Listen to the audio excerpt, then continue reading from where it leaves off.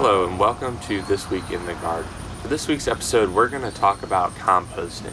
And we're kind of transitioning into the end of a summer garden and beginning of a fall garden, and composting really fits that well as we start to end this series. Now there's a lot of reasons that you might want to compost. Maybe you have a lot of leftover vegetables that you need to get rid of, or maybe you have grass clippings or leaf clippings in your yard that you want to get rid of and turn into soil.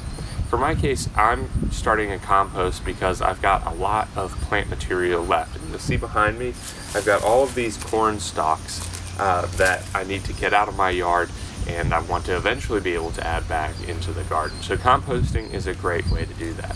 Now there's two types of composting. There's a slow method, which basically you just set it and forget it. And that's what we're going to talk about in this video. There's also a more intensive fast composting method.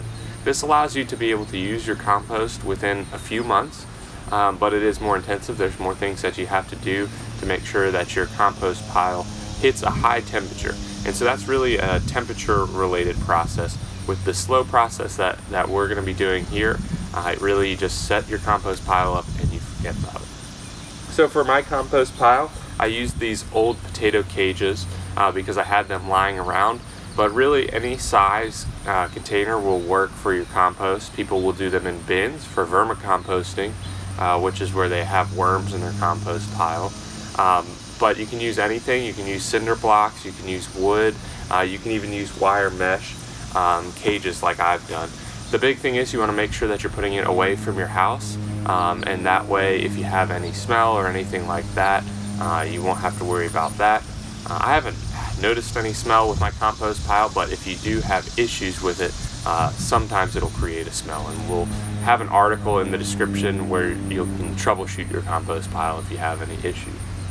Another thing they recommend is to put it close to a water spigot outside, or a place that you can bring a hose to, and that way you can add moisture to your compost pile to help things break down. Some of the things that you can compost are organic matter, so things like coffee grounds, anything from your garden, any leftover vegetables, old paper, and products like that can be composted. Some things that you should avoid composting are any animal materials. So you don't want to put in any animal waste, whether it's something from your dinner, say old chicken or fish bones. If you flayed any fish, you don't want to put that in there. You don't want to put any feces in there, so nothing from your pets, and no toilet paper or anything like that. You want to avoid those things in your compost pile. You also want to avoid any diseased plants, and that's kind of the main thing I wanted to talk about today, is avoiding diseased plants in your compost pile. If you're doing a slow compost like me, the two main things that you're going to want to avoid from your garden are weeds that have any seeds on them, and you're going to want to avoid any diseased vegetable plants. So with a slow compost pile, it doesn't get to a high enough temperature to kill any seeds or any fungal disease. And so if you're making a compost pile and then you add that back into your soil, you're basically planting your garden with weeds, or you're adding those fungal diseases into your garden.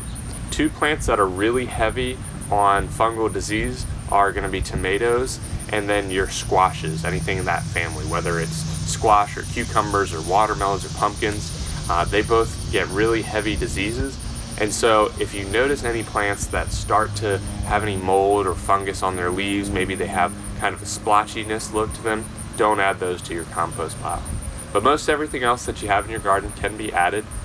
And a slow compost pile like these ones back here behind me will take about a year to break down, depending on the size of the material. Now the corn that I have in here is fairly large. It might take it over a year, maybe a year and a half to break down.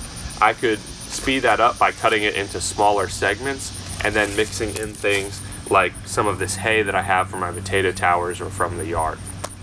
But that's really all we have for composting. We've got a great article linked in the description, so you can check that out if you want to know about fast composting, if you want to know some things that you can and can't compost, and then if you have any issues, they've got a great section on troubleshooting your compost pile. But with that, we're going to finish today's episode video log, and we hope that you stay tuned for next week's episode, where we're going to finally jump into fall gardening and we're going to end our series. So with that, hope you stay tuned and you enjoyed This Week in the Garden.